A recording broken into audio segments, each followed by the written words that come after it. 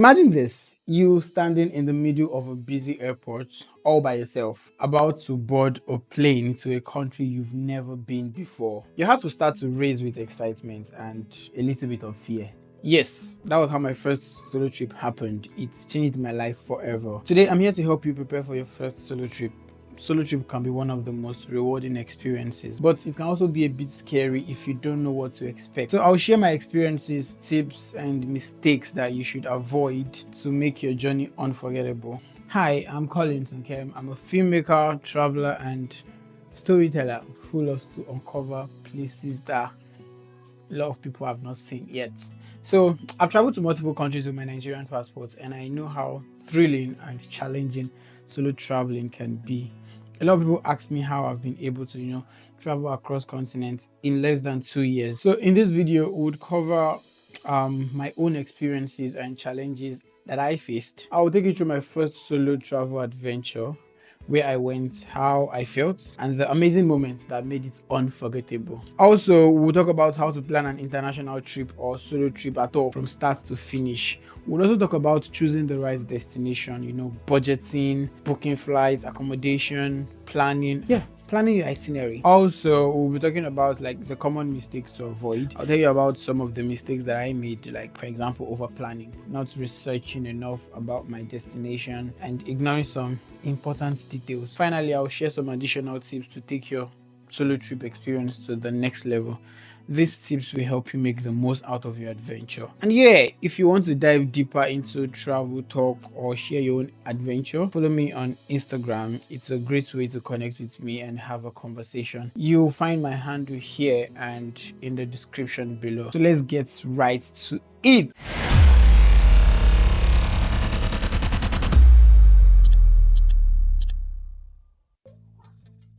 Traveling alone isn't just about seeing new places. It's a journey that transforms you on a personal level. When I embarked on my first solo trip to Singapore and Indonesia, I was nervous and unsure of myself and what I should expect. The content on the internet wasn't even enough to give me confidence. But looking back, I can see how much I grew from the experience. It all started from the airport in Lagos when the immigration officer looked at my almost virgin passport and decided to start asking me all sorts of questions. Questions like, what are you going there to do? Do you know anyone there? Are you traveling with someone? Your return tickets, hotel confirmation, and many interrogations. At first, I wasn't entirely sure if I would get to my destination before they would find something that didn't exist to send me back to my home country, Nigeria, due to fear. But as things happened, I arrived in Singapore after a 19 hours flight. So one of the biggest ways solo travel promotes personal growth is by pushing you out of your comfort zone. When you're traveling alone, you're faced with new situations and challenges that you need to handle on your own. When I travel alone, I have to navigate the foreign city with little or no help, and it forces me to become resourceful and confident.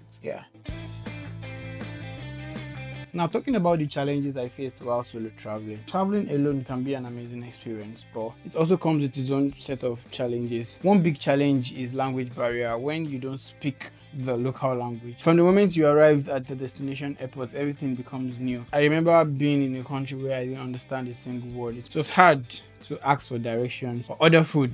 I had to use the Google Translate app on my phone to communicate with the locals, and that's why I always advise to learn basic words like hello, thank you, please where's the bathroom, and many words like that. This takes me to the second challenge, and that's getting lost. A lot of times when I travel solo, I prefer to go around the city with a local guide or someone who is already familiar with the city. It's way better than any other way. So until you're familiar with the city, I don't recommend moving around alone. Sometimes even Google Maps might not entirely save you when you get lost. Feel free to also ask the locals around for help. One other challenge is one thing a lot of solo travelers out there don't talk about, and it's the fact that it can get lonely. More often, traveling alone can feel lonely, especially when you're not going there to meet family or friends. There were moments when I wished I had someone to share the experience with, and one way that I combat loneliness is by joining, group tours and group activities, or staying in hostels where I can meet other travelers. I try to strike up conversations with locals. Most people are happy to share their culture and give you tips and share their own experience with you. Yes, they do.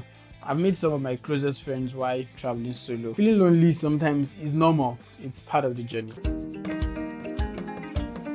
It's okay to allow an agency plan your trip, but if you must plan your trip by yourself, then you should understand that it can be exciting but also a bit overwhelming. Let's break it down step by step, and we'll start by research and choosing your destination. The first thing we think of before going on a trip is choosing a destination. I mean, the place we see on the internet and movies, the one that seem almost good to be true. It could be anywhere around the world, but here's the thing. Why it's important to dream big, it's equally important to be practical. Your dream destination might not always align with your budget, your time constraints, or even your personal interests. For someone like me who has a weak passport, before visiting some part of Europe, I have to apply for a Schengen visa that takes weeks or even months to process and might still get rejected. That's why it's crucial to find a balance between your dream and reality. How much can you realistically afford to spend on flights, accommodation, food, and activities? Just be honest with yourself. By considering these, you'll be able to narrow down your options and choose a destination that's both exciting and feasible. So how do you get a perfect destination? Inspiration can come anywhere, right? Start by exploring travel blogs, websites. There are countless resources out there filled with amazing photos, detailed itineraries, and tips. You can check out my previous video where I talked about how you can travel across multiple countries even with a weak passport. It's important to check travel advisories to make sure your chosen destination is safe. Estimate your expenses and make sure you can afford the trip. Also, look up visa requirements well in advance so that you don't get caught off guard. Now, the next one is creating a travel budget. Estimate costs for flights, accommodation, food, activities, and emergencies, stuff like that. Having a budget helps you manage your money and avoid overspending. Allocate money into different categories like flights, accommodation, food, activities, and don't forget to set aside some money for emergencies, if you want.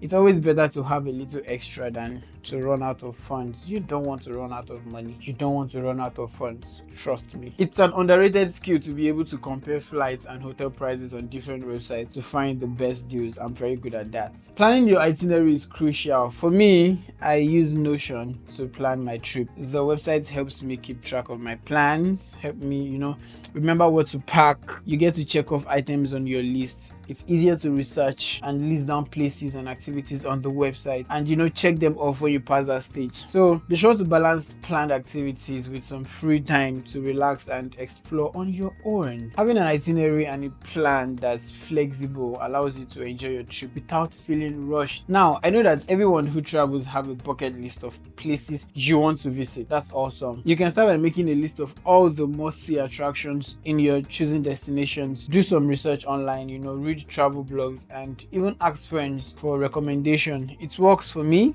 For me, I don't just stick to the tourist hotspots where everyone is visiting. I try to discover places that not a lot of people visit here. And one of the best ways to experience a new culture is to immerse yourself in a local life, and there are so many ways to do that. For example, you can take a food tour, you can sample some traditional food, attend cultural festivals or performance. If you're the clubbing type, you can feel free to hit the club and experience what it's like in another country compared to your country. Chat with the locals and make friends. These experiences will give you a deeper understanding and appreciation of the places you're visiting. Plus, most of the time they often lead to the most unforgettable travel memories, not even the touristy place you think.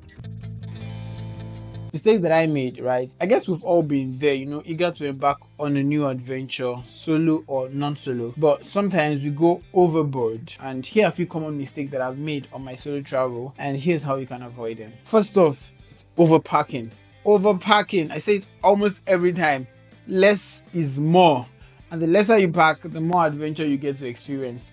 Except for those who are relocating anyways. You can skip to the next part of this video. The truth is, you don't need half of the stuff that you think you do. Most places have laundry facilities, so you can rewear clothes. And let's be real, nobody cares if you wear the same t-shirt twice. Stick to the essentials. Pack clothes that can be mixed and matched, and leave the just in case at home. Leave it at home. Trust me, your body will thank you. Sometime last year, I joined this group on a trip, and there were multiple ladies who had 2 fully packed large luggage box for a 7 day trip. I mean, the struggle that comes with overpacking, you really don't want to experience it, except you're Superman or Supergirl, So yeah, next is not having a flexible plan. I used to be a, meticulous planner with every minute of my trip scheduled out. But then if flights got cancelled, the weather ruined my plan, and I realized that sometimes the best adventures are the unplanned ones. So instead of, a rigid schedule, create a loose itinerary with some, must see places and activities, but leave plenty rooms for natural things to happen. Yeah, be open to changes, embrace the unexpected, and let your trip unfold. Let your trip flow. Let it flow. Now let's talk about safety. It's easy to get caught up in the excitement of a new place, but prioritizing safety is important.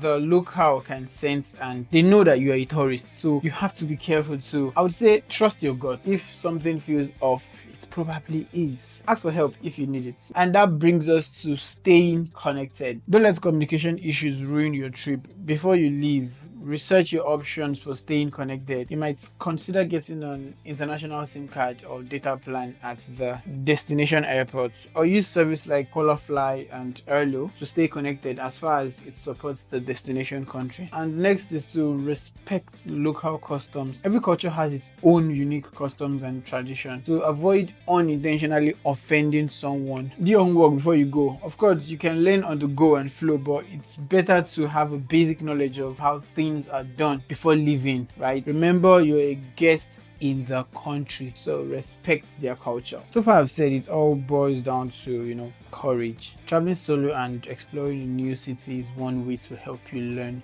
how to improve your decision making ability. Yeah. So if you enjoyed this video, please do give us a like and subscribe. You would be helping us make more better videos like this one. I hope this guide has empowered you to embark on your own international journey. Remember that traveling is not just about visiting new places, it's about broadening your horizons, connecting with different cultures, and creating memories that will last a lifetime. So see you in the next episode. Bye.